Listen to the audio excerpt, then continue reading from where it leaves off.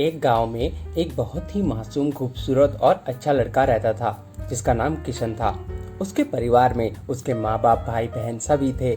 लेकिन दुख की बात यह थी कि उसके माँ बाप बहुत ही ज्यादा गरीब थे, इतना गरीब कि बड़ी मुश्किलों से उनका गुजारा हो पाता था। लेकिन किशन पढ़ने में बहुत तेज और समझदार था और वह गांव के सरकारी स्कूल में ही पढ़ता था। एक दिन की बात है, किशन को एक लड़की को देखते ही उससे प्यार हो गया। यानी उससे पहली नजर में वो प्यार कर बैठा था। उसकी दिल की गहराइयों में वो लड़की पूरी तरह से उतर चुकी थी और उस लड़की का नाम दिव्या था। दिव्या एक अमीर घर की इकलौती लड़की थी। अब किशन को दिव्या को छुप छुप कर देखने लगा, लेकिन एक दिन दिव्या ने ऐसा करते उसे देख लिया। अगर दिव्या ने उसे कुछ भी ना कहा, क्योंकि किशन था ही इतना मासूम। अब किशन धीरे धीरे दिव्या के प्यार में इतना खो गया कि उसका न तो पढ़ाई में मन लगता था और न ही उसे खाने पीने का होश था। वह 24 घंटे ही उसी के प्यार में खोया रहता था। खैर, दिन तो कैसा जैसे तैसे उसका कट ही जाता था, मगर रात भर वह बिस्तर पर करवट बदलता रहता था कि कब सुबह हो और उसकी एक झलक दिखे। अगर एक दिन भी वह लड़की उससे नजर नहीं आती तो वह अकेले में जाकर रोने लगता था। धीरे धीरे उसका प्यार बढ़ता ही गया और उसने दिव्या से अपने प्यार का इजहार करने की कोशिश की, मगर कर नहीं पाया। कई बार उनके नाम प्रेम पत्र लिखा, लेकिन वह उसे दे नहीं पाया, क्योंकि उस लड़की के नजदीक जाते ही उसका दिल जोर जोर से धड़कने लगता था। वह घबराकर अपना इरादा बदल लेता था। शायद उसके मन में एक डर था कि कहीं वह इनकार न कर दे या उससे नाराज न हो जाए। वह किसी भी कीमत पर दिव्या को खोना नहीं चाहता था। देखते ही देखते 3 साल बीत गए, मगर वह अपने प्यार का इजहार न कर सका।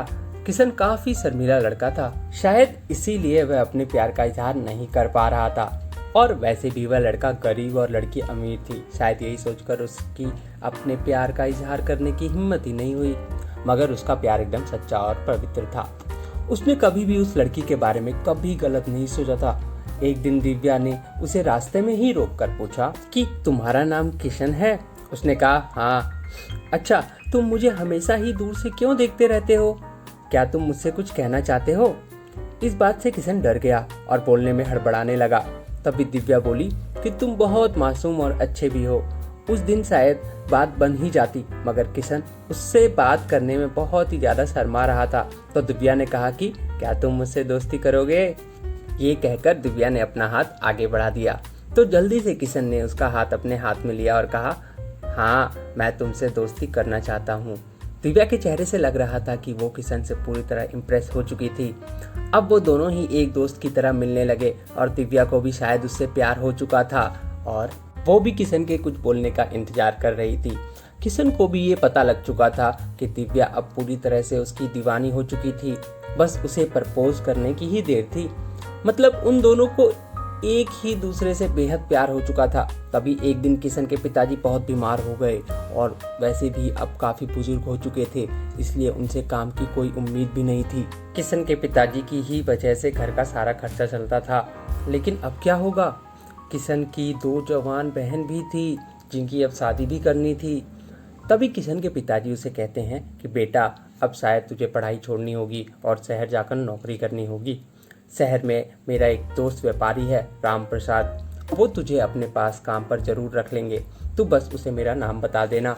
मेरा नाम सुनते ही वो तुझे काम पर रख लेगा और तनख्वाह भी अच्छी दे देगा। परिवार को दुखी देखकर किशन को शहर जाना ही पड़ा। किशन अपने परिवार के लिए शहर कमाने तो चला गया, लेकिन अब उसका हाल जल बिन मछली के हो गई।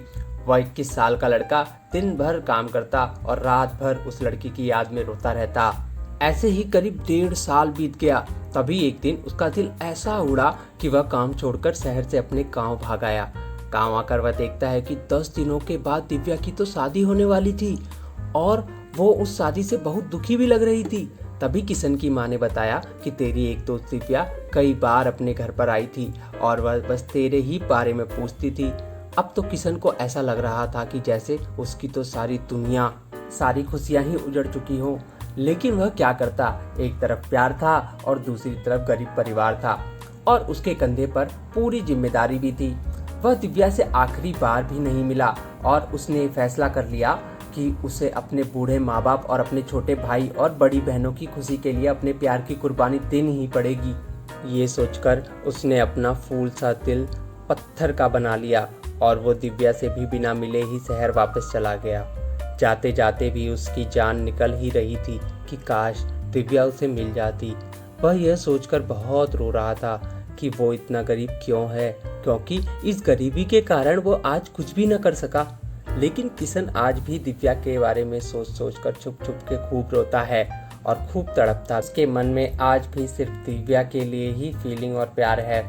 आज भी वो बताना चाहता है कि दिव्या, मैं तुमसे बेहद प्यार करता हूँ। और वह सिर्फ एक बार दिव्या से ये पूछना चाहता है कि क्या वो भी उससे प्यार करती है। लेकिन किशन ने तो प्यार और परिवार के फर्ज में परिवार को चुन लिया। तो दोस्तों, किशन ने परिवार के फर्ज को चुनकर सही किया। और क्या उसे इतने गरीब परिवार को मजबूरी में छोड़कर अपने प्यार को अपनाना चाहिए था?